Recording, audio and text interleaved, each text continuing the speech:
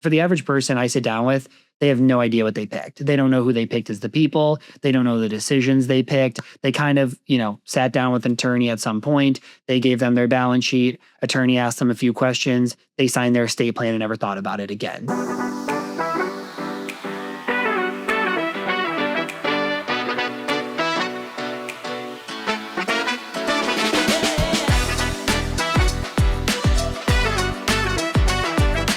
Hi, everyone. This is Rhodes, co-host of The Practical Planner. This episode, we're going to do things a little bit differently, where I am going to be really hosting and asking questions of my co-host, Thomas Kopelman. And so welcome, everybody, to another episode of The Practical Planner. This one will be about how Thomas actually uses wealth.com and just software in general to bring value to his clients. So, Thomas, thank you for joining us. Yeah, I'm excited. Feels a little bit weird. I know, totally fair. It feels weird for me too, but I'm excited because I think this is an episode that we have to have, because I think we've done a few of these, I'll hop on a webinar and kind of talk about it. But, the number one question I get from people about wealth is how do you use it? Can you walk me through it? And I'm like, I'm sorry, I'm not on the sales team. We have a great sales team. Let me help you get a first call and you do it.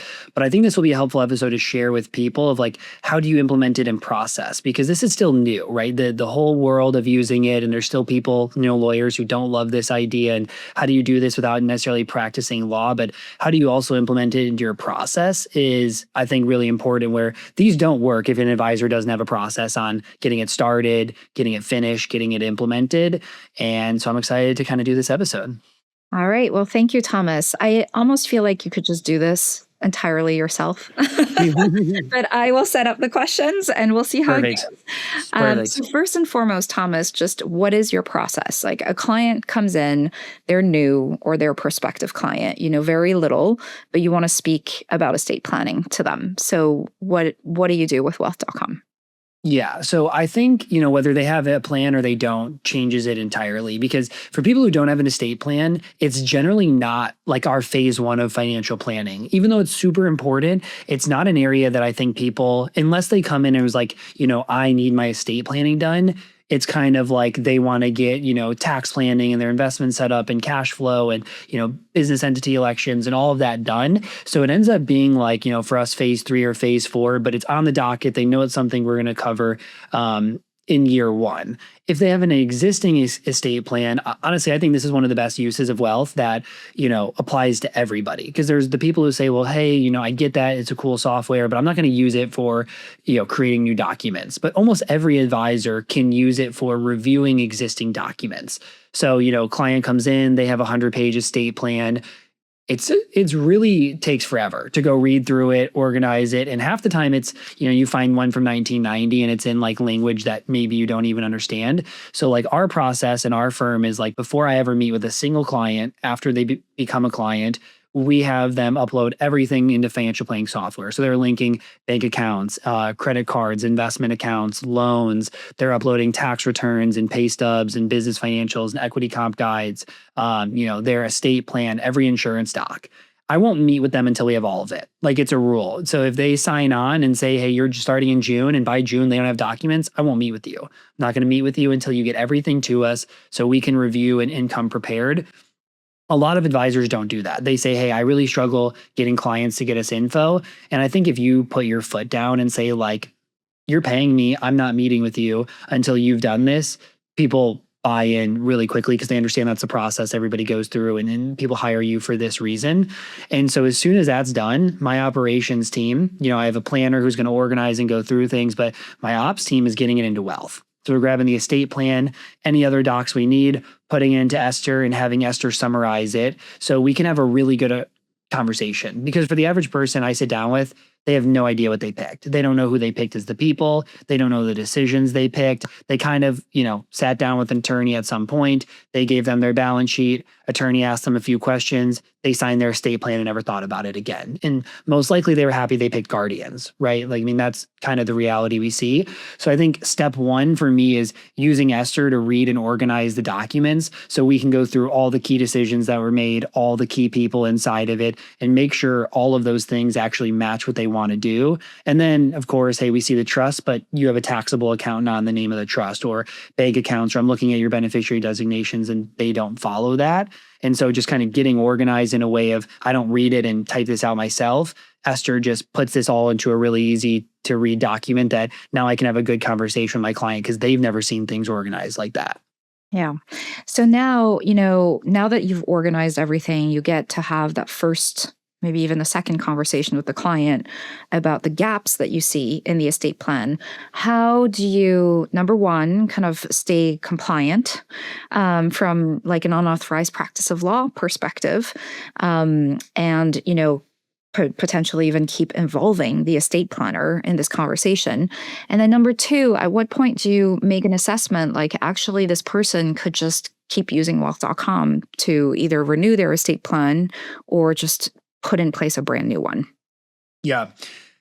I think that's an interesting question because I think the dancing around not practicing law is not as hard as people make it seem to be. Like, if anything, we'll kind of read through and be like, hey, for this, you picked this person, right? Like, here's maybe why some people wouldn't like that. Here's why some people would like that. Or, hey, you have a will. Here's why some people would actually think about, a revocable trust. Recently, I had a client who they're new and they haven't signed their estate docs from their attorney. They're in Texas. And I was like, hey, let's go back to your attorney. I would just love to hear why they don't think that you need a revocable trust.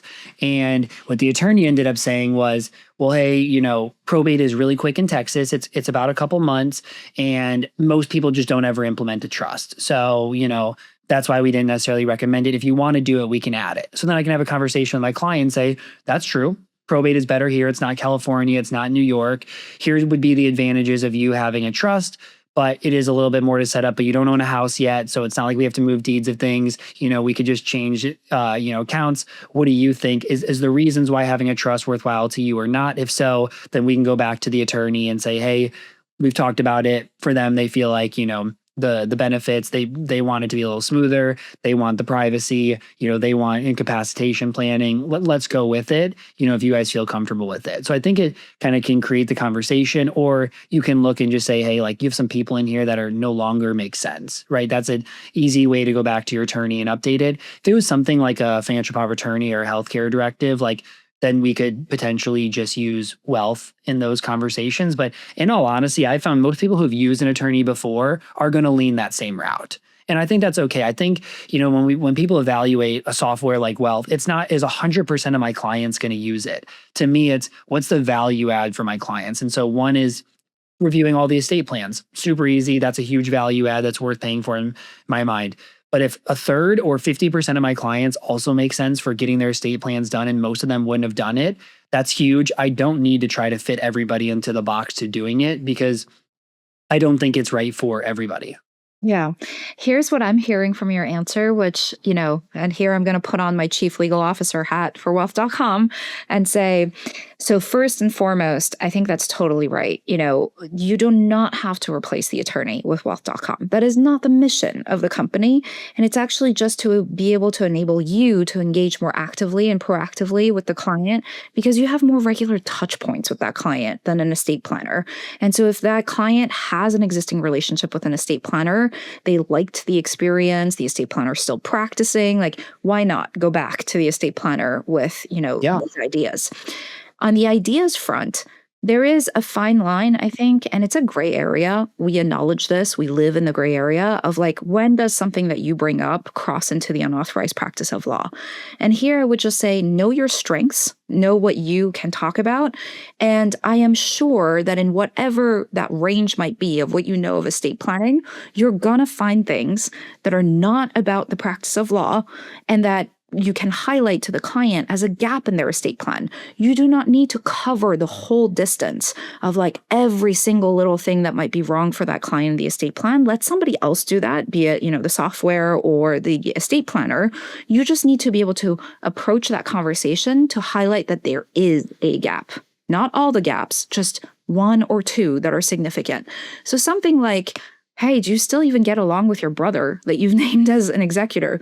That is not legal advice. That is just like, what's the state of, your family? And what are your objectives, when you're like picking a person? Is this person still responding to your emails? Those are not things that are, that an estate planner has some sort of like special knowledge about, the law.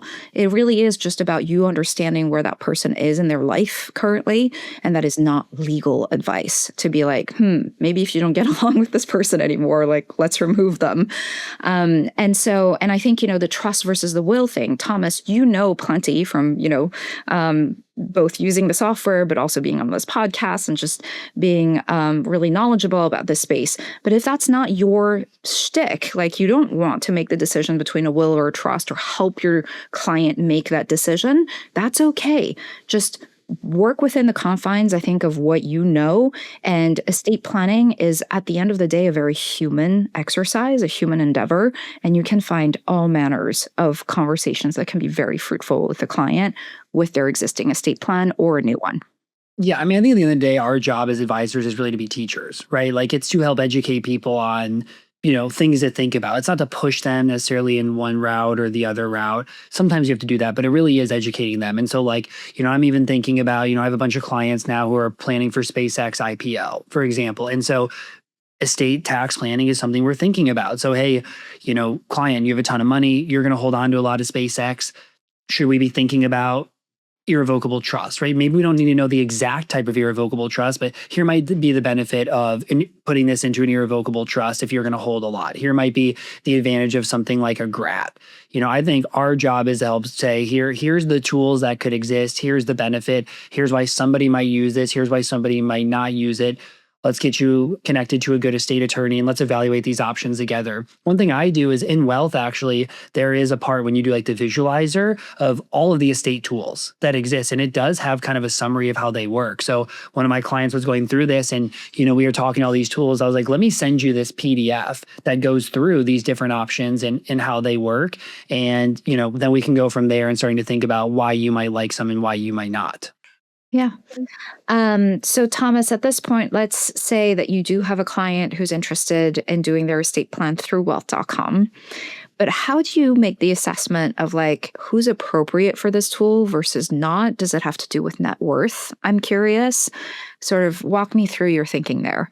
Yeah. So I think there's the higher net worth people who are going to need, complex estate planning where some of them could be a fit to do it this way and then add in those later. And other ones are kind of like, hey, we're going to need to do this with an estate attorney. There's no way around it. Let's just have them do everything. So it's perfectly coordinated in the way.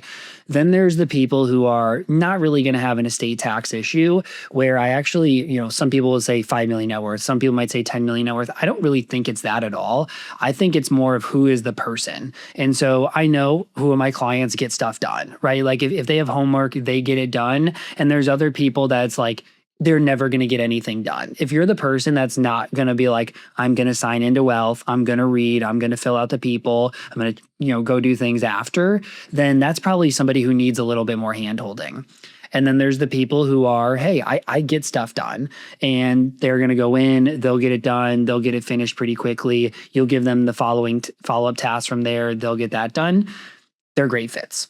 And then I think about people who are tech savvy and who are not. Like obviously my client base is tech savvy. They have no issue. This is way better for them because it's quick. They don't have to go print their balance sheet. They're linking things in there. They don't have to go back and forth on email. They're just finishing it in one piece of, one period of time.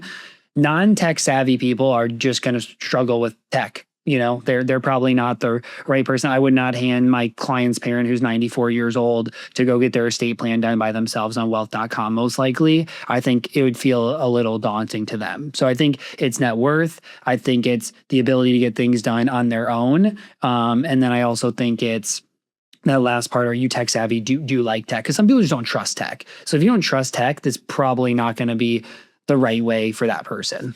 Yeah. And Thomas, this is interesting to me, your answer, because I'm sure it's taken a little bit of trial and error for you. We were just shooting the breeze before recording this episode, and I realized, my gosh, you've been with our company in some way, shape, or form since 2023. It's been a long time.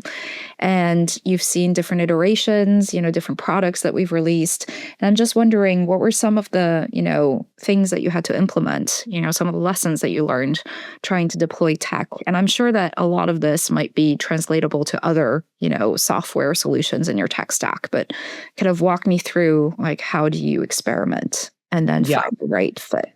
Well, I think the easy first point is that, like, since we just get their estate plans, we can put it in. So there's not really a barrier there for them to have to like do any part there. I think the second part is like actually getting them to get it done. And so, it's daunting. It's like kind of this idea of like, when do I actually sign in and start? And for me, every fall is when we kind of review estate planning, insurances, and end of year tax planning. So we'll go into that. If they have not started their estate planner, that's the time we're starting the conversation. My homework to them is just open the software. Like, what I know is that, once people sign into Wealth, on average, it takes them I think it's 22 minutes to finish it. And so I give them that stat because I think people think it's going to take them forever. So I'm saying like, hey, my goal is in between this call and the next is that you sign in and you just look through it, because to them that feels easy. But what I know is once people do that, they finish it. And so like I make the task feel a lot smaller in the way of like, then we'll review. But basically it's get signed in, they'll end up finishing it, we'll meet for the next call, and I'm just going to go through it with them and make sure that they like who they picked and they liked all the things that they picked. So, hey, you picked this person. Does that make sense? You guys both picked this person. Hey, is there a reason financial power of attorney you didn't pick your spouse? You actually picked your brother. And sometimes they're like, actually, yes. My wife told me she doesn't want to be it because she wouldn't know.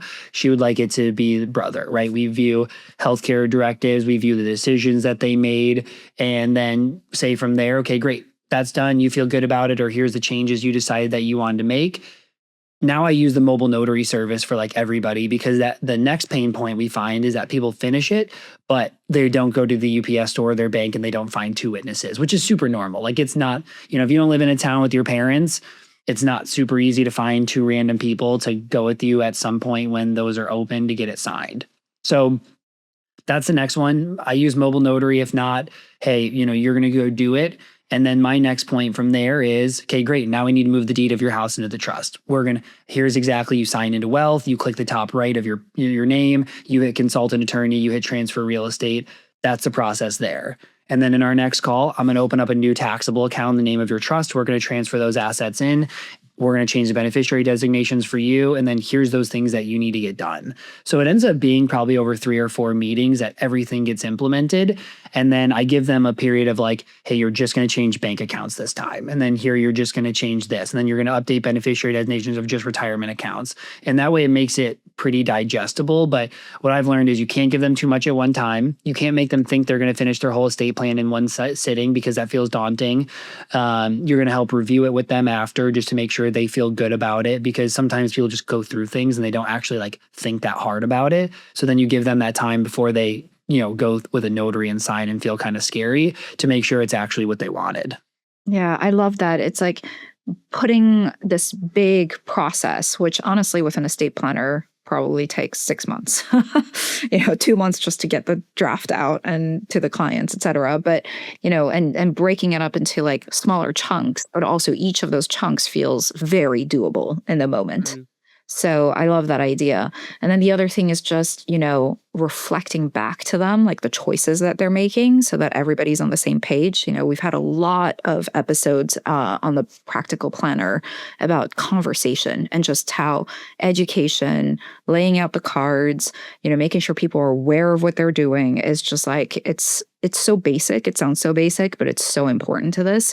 So same thing here. You're not practicing law. You're just reflecting back to them the choices that they've made and making sure that they really understand the choice they've made. I think that's great. Yeah, because I think that's one thing that I think attorneys get worried about with something like this, is that people just do it and they don't actually think through it. And so I think like that's a barrier that we can help create here, is like, let's give you the time to think about it and share stories about like hey, here's why, you can't pick your kids. Like you can't pick your kid to be your financial power of attorney, or like, hey, you picked your dad, but you did say your dad, isn't really there, right? Like maybe that's not the right person. And so, just making sure that they have that time and space, because, who I work with, they're very busy. They have very little free time. This is a task they're just trying to get done. And so maybe they did it right, maybe they didn't. Let's make sure it is correct for them. I think the other thing that I use is there are people who are a little weary of doing it. And so I say, great, hire an advisor or hire an attorney through Wealth to review this with. And I've sat down on calls with those attorneys. And so at the very end, you can hit consult an attorney and you can book time to just say, hey, I want to meet and review this and make sure you feel like everything is correct. And if there's any changes that you think I need to make, and then maybe you can use them for deed transfers as well. A lot of my clients are business owners, so they do need document changes, potentially LLCs move to the trust and stuff like that. I think people do not use the attorney network in Wealth enough. One thing I use it for is maybe I have a client in a random state and I don't have an attorney. I'm gonna use that consult an attorney button and find that vetted attorney to connect my client to, but also just reviewing and also just implementing, right? That's like, most advisors will go to like XY planning community and say, anybody know a good advisor in Utah or a good attorney in Utah? And it's like, you don't know if that advisor actually knows what a good attorney is. But the good thing, using somewhere like Wealth is like, and you guys in the legal team are vetting attorneys in every state to create those state-specific documents that are good attorneys that know what they're talking about. And so to me, that's kind of an easy way to say that's a huge value add. What I tell my clients is connecting you to the right professionals is a huge value add I have for you. I have it for tax professionals, insurance people, business brokers, everything. And attorneys are one of the ones that's the hardest because it's state specific. Almost any of the other ones, it's across the country and work with people. Attorneys is not that way. And so having that attorney network, I think, is super valuable. Yeah, just for the audience here, I will say, my legal team and I spend a lot of time vetting these people. So we sit on calls with them. First of all, the way that we even source them, oftentimes it's from our own network because we've worked with those attorneys before. But it's also, if we are doing a search like you would, we're looking at their credentials, we're making sure that they're still, barred in the state where they are. And then we get on a call with them and we really push them on, how sophisticated they are. They have to be estate planners by trade. They can't just be like moonlighting as an estate planner, because I think this is one of the areas of the law where it's easy to be like a real estate person and then just like have written like 5 wills maybe for their family members, and all of a sudden they hold themselves out as like estate planners. I just think for us, we have definitely like a sweet spot that we look for, and all the attorneys on our network, then also undergo like a demo of our platform. They understand where your clients are coming from, where you're coming from, and so all of that context is like super important, because we also want attorneys who are tech friendly, right? And who understand that like the role that they play is only elevated by the things that you're doing with your client. And so all of that is to say, it is something that we take very seriously. Yep. I think the last part I'll say, and how I use the visualizer again, right? Like I think the visualizer is just one of the best tools. Like every client that sees it is like, oh, this is really, really nice, right? Like, hey, we're going, estate plan's done. We're reviewing it through the visualizer. Here's all the pages. Here's all the key points. Sometimes they'll like kind of help educate you on some of the things that you're deciding. And then for them, that's always in our financial planning software in the vault under estate planning for them. So if they ever were like, oh, I don't remember what I did, or I don't really remember what I picked. And then like every couple of years when we review their existing estate plan, we re-go through exactly what that summary says to make sure that's still in line with what makes sense for them.